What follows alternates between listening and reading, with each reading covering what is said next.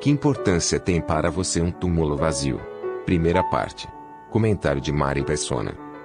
Quando eu me converti, em 1978, eu ouvi o evangelho, escutei o evangelho de um colega de faculdade, na Faculdade de Arquitetura de Santos, e ele não falou de religião. Até hoje, conversando com um irmão em Cristo, ele me perguntou se eu fui para a mesma igreja ou religião desse colega, e eu disse que não, porque ele não me falou de religião, ele não me falou de nenhuma igreja. Ele era de uma denominação evangélica, de uma igreja evangélica, mas ele em nenhum momento falou sobre isso, ou no tempo que nós passamos depois juntos estudando a Bíblia, 12 pessoas se converteram na faculdade através do ministério desse irmão, um excelente evangelista, muito de conversa, muito de sentar junto para conversar.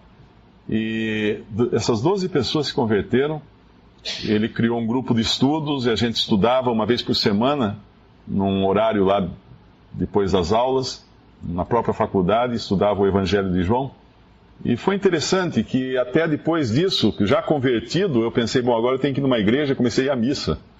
E fiquei quase um ano indo à missa, estudando a doutrina católica e estudando a Bíblia, até que eu vi que realmente as coisas não estavam muito coerentes e abandonei o catolicismo de vez. Mas logo depois que eu me converti, eu me lembro que eu fui criado dentro do catolicismo romano, como grande parte dos brasileiros, e é uma religião que professa o cristianismo, porém cheia de símbolos, cheia de imagens, cheia de figuras. E eu sempre fui muito acostumado a ver aquelas coisas. Então eu via um Jesus crucificado numa cruz, ou as cenas da paixão de Cristo, aqueles quadrinhos que tinha no templo católico, ou nos finados tinha lá uma imagem de Jesus morto num caixão, ou então depois andando pela rua na Páscoa, na procissão, carregado, já em pé, aquela outra imagem em pé, carregado pelas ruas. Então era muito, muito visual a coisa. E um detalhe que eu nunca me esqueci, depois da minha conversão, foi que eu ganhei desse irmão em Cristo, agora irmão em Cristo, né, que tinha pregado o Evangelho para mim, uma revista. Ele me deu, porque ele sabia que eu sabia falar inglês. Ele me deu uma revista grande assim, era uma revista bem grandona, colorida, uma revista americana, uma revista cristã, com artigos cristãos. Mas o que mais me impressionou foi a contracapa dessa revista. A última capa da revista, pelo que eu entendi, eu só consegui esse exemplar. Cada exemplar vinha um quadro famoso que representava alguma coisa ligada ao cristianismo. E nessa capa tinha um quadro muito bonito, por sinal, de um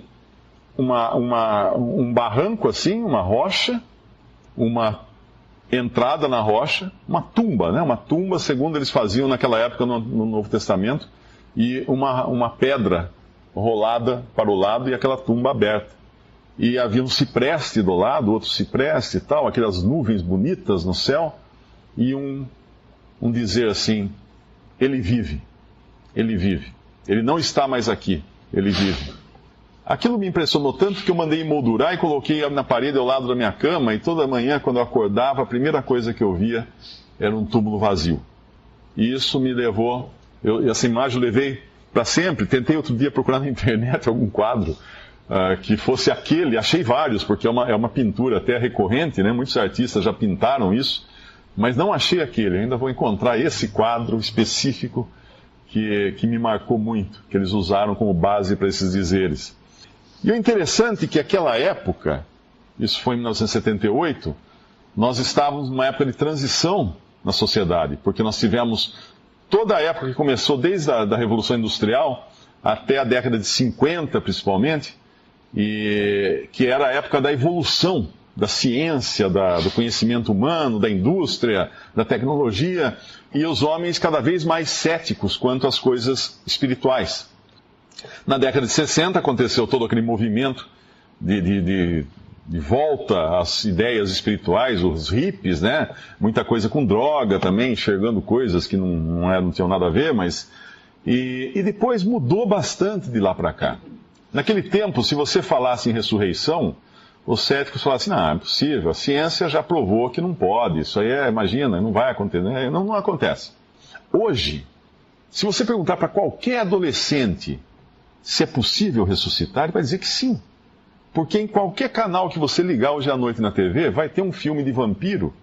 E vampiros, como vocês sabem, ressuscitam o tempo todo, a menos que eles sejam mortos com uma bala de prata, acho que é isso, né? Ou esse é o lobisomem, eu não sei, eu não sou muito bom em vampiro.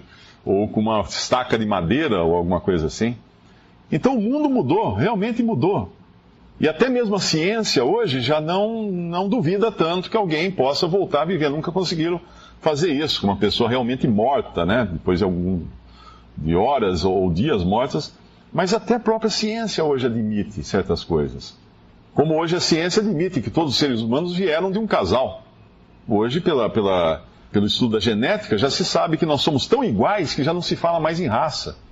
Antigamente tinha a raça, né, caucasiana, a raça negra, a raça amarela, oriental, vermelha, aquelas coisas que a gente aprendeu na escola. Hoje não se fala em raça, hoje se fala em etnias, mas considerando que existe uma raça, a raça humana, que são todos tão iguais, o gene das pessoas é tão igual, então muita coisa mudou hoje. Hoje é difícil até você causar uma impressão grave quando se fala em ressurreição, um peso. Porque as pessoas, uns creem, outros não creem. Se é bom para você, ótimo, continue acreditando. Você não acredita? Tá bom assim, você vive feliz, então continue. Então a indiferença hoje por esses assuntos é grande. Porque nós somos bombardeados todos os dias com ideias de que as coisas são mutáveis e pode acontecer. Semana retrasada, se não me engano, alguns lá uns testes que fizeram, descobriram que uma partícula que pode estar correndo mais rápido que a luz, e isso, se for comprovado, vai ter que trocar todos os livros que existem hoje de física, porque até hoje se acreditou que a luz era a coisa mais rápida que podia existir. A velocidade da luz era o limite. Einstein, todas as teorias da relatividade, toda a teoria da relatividade é baseada nisso. Nós estamos num tempo de tanta mudança que fica até difícil entender ou fazer as pessoas acreditarem no peso que tem a ressurreição. E ela tem um peso imenso, a ressurreição de Jesus. Quando nós olhamos para a história de Cristo nesse mundo, é uma história sem par, sem igual. Primeiro começa pelo fato dele ser Deus, Deus e homem. Um ser que nunca teve começo e nunca terá fim. Ao contrário de nós que tivemos um começo na nossa concepção, né? Embora a gente vá viver agora perpetuamente, eternamente, não é o caso, porque se fôssemos eternos, já teríamos existência prévia, mas nós não temos. Nós temos vida perpétua. Naturalmente falando, vamos viver perpetuamente. Mas ele era eterno, ele é eterno, e ele veio a esse mundo como um homem, já a entrada dele aqui foi inusitada. Ele não entrou nesse mundo como um homem qualquer entraria. Uma por ter uma pré-existência, e outra porque na hora dele tomar a forma humana, ele não passou pelo processo normal de qualquer ser humano, que é um ato sexual entre um homem e uma mulher. Ele foi concebido pelo Espírito Santo de Deus no ventre de Maria, uma virgem. E a virgem deu à luz um filho. E ele foi chamado Emanuel, que era a profecia do Antigo Testamento, de que seria chamado Emanuel. Obviamente a gente sabe que ele chama-se Jesus, mas por que Emanuel? Porque Emanuel queria dizer Deus conosco. Deus tinha vindo habitar conosco. E aí, como se não bastasse essa entrada inusitada, totalmente fora dos padrões humanos, e tinha que ser assim para ele não trazer em si o pecado de Adão. Ele foi nascido de mulher, não de homem. Ele era da linhagem da mulher, não do homem, de Eva, mas não de Adão. Não trazia em si o pecado, que é a base, a causa dos pecados, que é a ruína, a causa da ruína de todo o universo, de todas as pessoas. Se hoje existe um mundo assim, com tanta notícia ruim para encher os jornais, é porque esse mundo caiu em pecado. Adão e Eva pecaram lá no princípio, e de lá para cá nós sofremos as consequências disso. Talvez você fale nesse ponto, falar assim, não, mas eu não estava lá, se eu estivesse lá, eu não teria agido como Adão e Eva. Sim, você fala isso agora porque você leu a Bíblia, mas eles não tinham lido ainda. Então eles não sabiam realmente como é que ia ser ruim a coisa.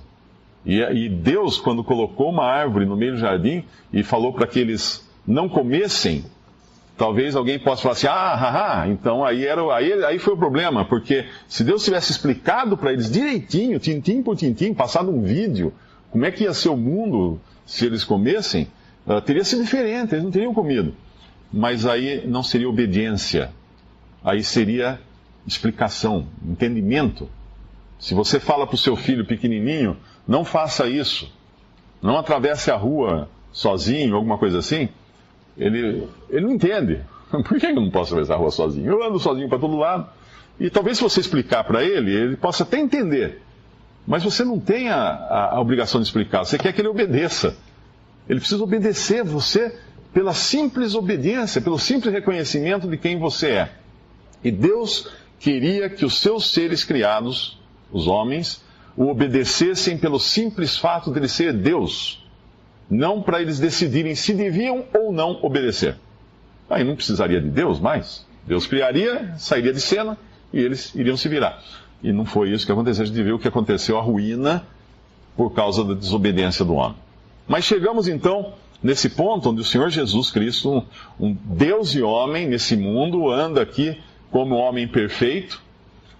De certa forma, isso atrai muitas pessoas ficam admiradas pela vida santa e perfeita de Jesus e tentam imitá-lo, e muitas religiões hoje pregam que as pessoas devem imitar Jesus, ser como ele, andar como ele andou nesse mundo, porque assim elas serão salvas, assim elas serão eternamente felizes e tudo mais. Mas o próprio fato de Jesus ter andado nesse mundo condena mais ainda o ser humano. Porque ninguém neste mundo tem condições de ser como Jesus foi aqui. Porque se você falar assim, não, eu vou imitar Cristo. Tem até um livrinho que chama Imitação de Cristo. Eu vou imitar Cristo para eu ser salvo. Ah, ótimo, vou imitar, ótimo. Então, vou imitar, então tá bom, começa por essa. Ele era sem pecado. Como é que você vai imitar isso? Não tem como. É uma questão de natureza. Então, ele caminha nesse mundo, mostra quem é um homem perfeito segundo Deus, até o ponto de ser rejeitado pelos homens, porque nós também o rejeitaríamos se nós estivéssemos lá. Pelo mesmo fato, pelo mesmo caso, nós estando lá, nós simplesmente o rejeitaríamos, como todos o rejeitaram, e até os seus discípulos o abandonaram, e até Pedro o negou. Nós faríamos igual a eles. Nós não somos nem um pouco melhores do que essas pessoas. Mas essa rejeição do homem abre o caminho para que Deus faça a maior obra já imaginada. Um ser perfeito, o Filho de Deus, homem, porque não haveria outro para poder fazer isso, vai até a cruz, é rejeitado pelos homens, é rechaçado pelos homens, é castigado pelos homens, mas ali, durante 3 horas, caem trevas sobre o mundo. E ele recebe sobre si uma eternidade de juízo que o pecado exigia. Um juízo exigido por Deus para o pecado. Ele recebe sobre si. Cai sobre Jesus naquelas 3 horas de trevas. Ninguém viu isso. Todo mundo ficou escuro, ficou em trevas. Cai sobre ele ali o juízo de Deus. O fogo do juízo de Deus. Como um cego sendo castigado sem saber de onde vem a pancada. Assim ele sofreu ali. E nós nunca vamos imaginar o que foi. Nenhum homem vai ser capaz de imaginar. Aqueles que não creem em Jesus, aqueles que forem condenados no final, eles, claro, receberão sobre si mesmos o juízo, mas eles nunca imaginarão o que é receber o juízo, um juízo múltiplo, vamos chamar assim, de um homem pagando pelo pecado de muitos, levando sobre si o pecado de muitos, intercedendo depois por muitos, por todos esses. Visite Respondi.com.br. Visite também 3minutos.net.